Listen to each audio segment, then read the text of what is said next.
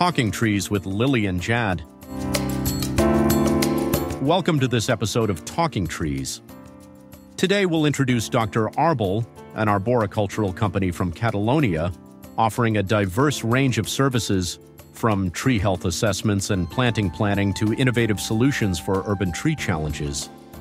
Let's dive into this inspiring example of modern arboriculture.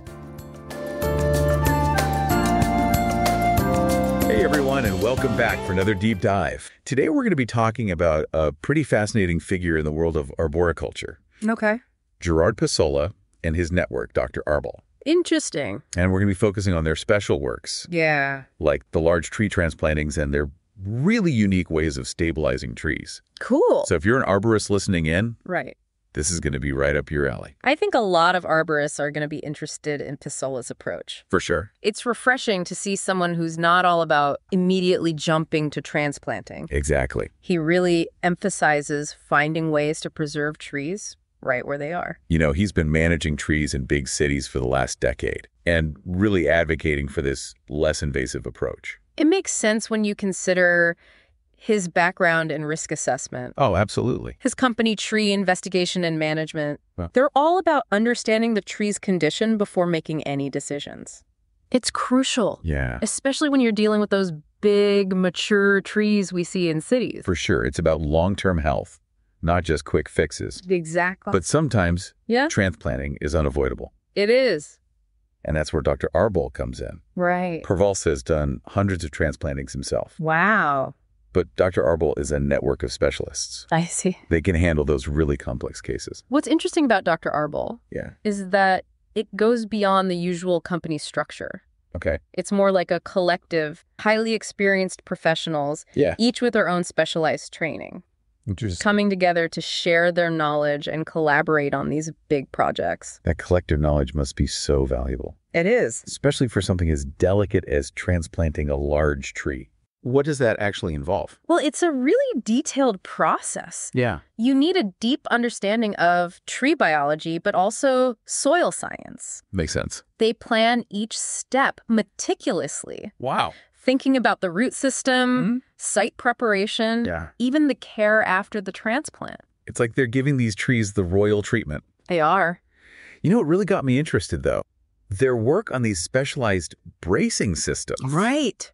For unique trees. Fascinating stuff. It's not just basic cabling. They're creating custom solutions. Yeah. They're not just trying to keep a tree upright. It's about helping it thrive, Right. even if it has structural weaknesses. Wow. It's about understanding the tree's anatomy, its weaknesses, Yeah. and designing a support system just for it. It's like engineering for a living structure. We're also doing research on physiotherapy for trees. What have they learned about how plants can help other plants? It's a fascinating area. Yeah. They're exploring how to use companion planting Okay. to create a supportive environment. So like Yeah. using nature to make urban trees stronger, Exactly. that could really change things. You could. It sounds like they're helping entire ecosystems. That's the goal. What about these sensors for monitoring stability? Oh, those are really interesting. Yeah. They can pick up the slightest movements in a tree, especially important for high-value trees Yeah. in parks and urban areas. But it's like an early warning system. It is. So you know about problems before you can see them. Precisely. It's like they're giving trees a voice I like that. so they can tell us when they need help. They can. That kind of risk management is really impressive. It is. And it's all part of their philosophy of innovation, pushing the boundaries of tree care. Another example of that is their work with the Missouri gravel bed system. That's a good one. I was hoping you'd bring that up. It's a great example. What exactly is it? Well, it's a planting system. Okay. It creates a better environment for trees in tough urban conditions. It deals with things like compacted soil, Right. poor drainage, Yeah. and limited space for roots. All those challenges trees face in the city. It sounds like they're really giving these trees a fighting chance. It really does. It's like they're always searching for a better way to help trees survive in the city. In those sometimes really tough urban environments. Exactly. So, you know, we've talked about their philosophy, Yeah. but what about some actual examples of their projects? Oh, there's some really interesting ones. I bet. What are some that stand out to you? Well, one that comes to mind is their work transplanting mature trees. I mean, most arborists wouldn't even try to move trees that big. Yeah, especially once they reach a certain age. Right. But Dr. Árbol, they seem to enjoy those challenges. I can imagine the logistics must be incredible. It's a huge undertaking. Moving a tree that's been in the same place for decades. Sometimes centuries. Wow. It takes a really careful approach. Yeah. You have to excavate the root system so meticulously. And that can be huge. It really can. It spreads much farther than you might think.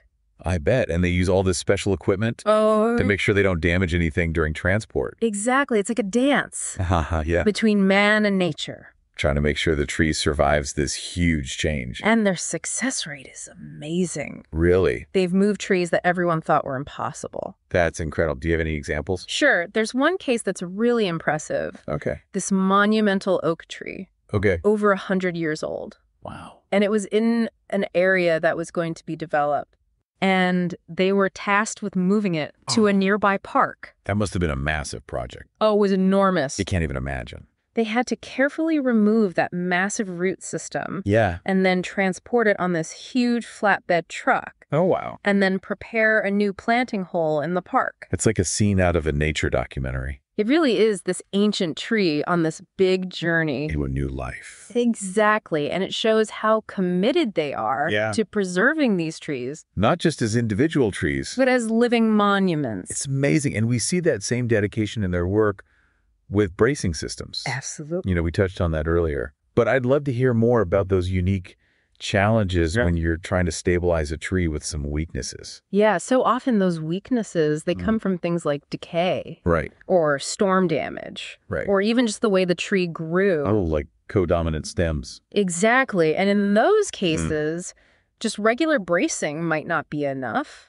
So what do? They have to get really creative. Folks. They design custom bracing systems. Oh, wow. Specifically for that tree. That's incredible. And they use all sorts of materials. Yeah. Steel cables and rods, even synthetic webbing. Interesting. And they have to consider everything. Yeah. The wind load, the environment around the tree. It's like they're architects. They're really pushing the boundaries. Yeah. Sometimes they even use computer modeling to see how the tree will handle stress. That's so cool. And to make sure their designs are the best they can be. Can you give me some examples? Of course. So one that stands out is this giant sequoia tree. Okay. It had this massive split in its trunk. Oh, no. It looked like it was going to tear in half. Wow. So they created this dynamic bracing system with steel cables and rods. Okay. And it let the tree move in the wind. Yeah. But it kept that split from getting worse. That's amazing. Yeah. So they're basically holding this giant tree together. They are, with their ingenuity and their expertise. That sequoia is still standing strong. That's amazing. Proof that their approach really works. It's so inspiring to see these examples. Yeah. It shows how much they understand about trees. And how passionate they are about protecting them. They're not just treating them like objects. They're respecting them. They're not just arborists. No, they're tree advocates. Pushing the boundaries of what's possible. They are. So as we move into the last part of our deep dive, Okay. I think it's time to think about the bigger picture. Yeah. What can we all learn from their work? Pisola and Dr. Árbol really set a high bar. They do. Their work is just so impressive. It really makes you think About how we can all step up our game. as arborists. Well, I think one of the biggest takeaways Yeah. is the importance of always learning. Pisola is always seeking new knowledge. He really is. Always questioning the conventional wisdom. Always pushing the boundaries. And that's something we can all do. It's a great reminder to never get complacent. Yeah, this field is constantly evolving. There's always something new to learn. Exactly. Another thing we can learn from Dr. Árbol Yeah. is the power of working together. Collaboration. Yeah. It's the foundation of their success. They've brought together all these specialists Yeah, different fields coming together. to tackle these complex problems. And it works. It does, and we can do the same. Share our experiences. Get input from colleagues, Build relationships especially now. with climate change. Development pressures. We need to work together. More than ever. And we can't forget the challenges within our industry. The things Pisola has talked about. The big companies focused on profits. Yeah. Inconsistent certification standards. Those are serious issues. We need to raise the bar. As a profession, Advocate for higher standards. ethical practices. A real commitment to tree health. And that brings us to Pisola's message about honesty. Integrity. being true to our profession. We need to be advocates for trees. Not just focus on quick fixes. Or profits.